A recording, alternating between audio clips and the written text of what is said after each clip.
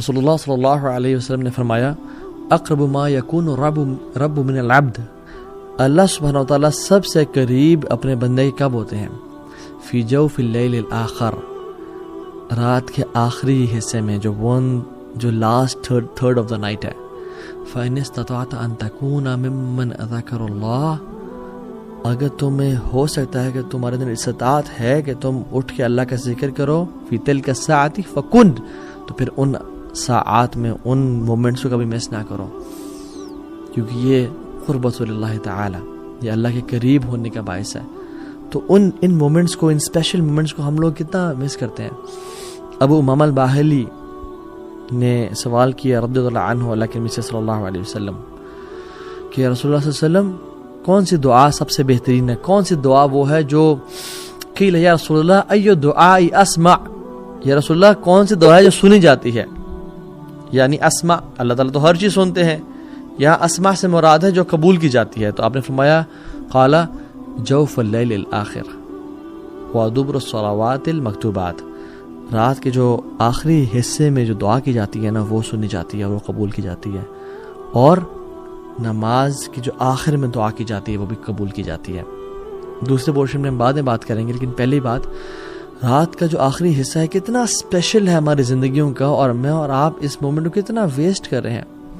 اللہ سبحانہ وتعالیٰ ہر رات کے تیسرے حصے میں اللہ سبحانہ وتعالیٰ جس طرح اس کے شان کے لائق ہے آسمان دنیا پہ تشریف لے کے آتے ہیں میرے اور آپ کے لیے، اور اعلان کرتے ہیں من یدعونی فاستجیب لہ، کون ہے جو مجھ سے دعا کرے میں اس کی دعا قبول کروں.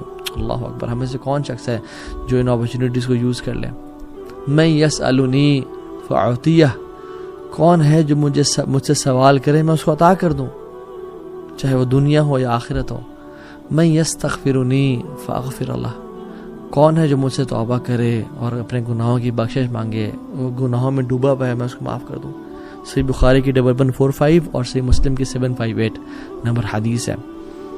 ہمیں سے کون شخص ہے جو ان مومنٹس کو ویٹ کرے گا؟ اینڈ سبحان اللہ، آج کل کا جو ٹائم ہے ونٹرز اٹس ایزیئر. امام حسن البصری کہتے ہیں کہ جو سردیاں ہیں یہ تو مسلمانوں کے دن ہیں کہ جس میں روزہ رکھنا آسان اور قیام کرنا بھی آسان ہوتا ہے، کہ لمبی راتیں انسان رات کو 8 بجے سو جائے، 9 بجے سو جائے، عشاء کی نماز پڑھ کے سو جائے اور اس کی آنکھ نیند پوری ہو جاتی ہے اور وہ رات کو اٹھ کے اللہ کی عبادت کر سکتا ہے. So as compare to summers it's easier. اور سمرز میں دیکھیں سبحان اللہ کبھی کبھی 3:30 بجے، 3:45 بجے فجر کی جماعت کھڑی ہو جاتی ہے، اور آج کل 6:10 پہ فجر کی جماعت ہو رہی ہے یا 6:30 بجے فجر کی جماعت ہو رہی ہے. تو ہم دیکھیں کہ ہمارے پاس کتنا ٹائم ہے. جب ہم گرمیوں میں لیٹ سو کے صبح فجر پہ اٹھ سکتے ہیں تو ہم سردیوں میں جلدی سو کے تہجد کے لیے کیوں نہیں اٹھ سکتے؟ It's all about the mind, it's all about planning. If you fail to plan, you plan to fail. So the trick is to sleep early, رات کو جلدی سونا. اور جو شخص ابھی تک نہیں شروع کر پایا اس کو چاہیے کہ وہ کم از کم 2 رکعت سے شروع کرے، صرف 2 رکعت ہی ادا کر لیں، کافی ہے اس کے لیے. وہ بس 15 منٹ پہلے اٹھ جائیں، فجر کی اذان سے 15 منٹس پہلے. اور فجر کی اذان یعنی فجر کا نماز کا ٹائم داخل ہونے سے آپ اپلیکیشنز ڈاؤن لوڈ کر لیں اور اس سے آپ 15 منٹ پہلے اٹھ جائیں. اٹھ کے وضو کریں، کم از کم 2 رکعت اور وتر ہی پڑھ لیں.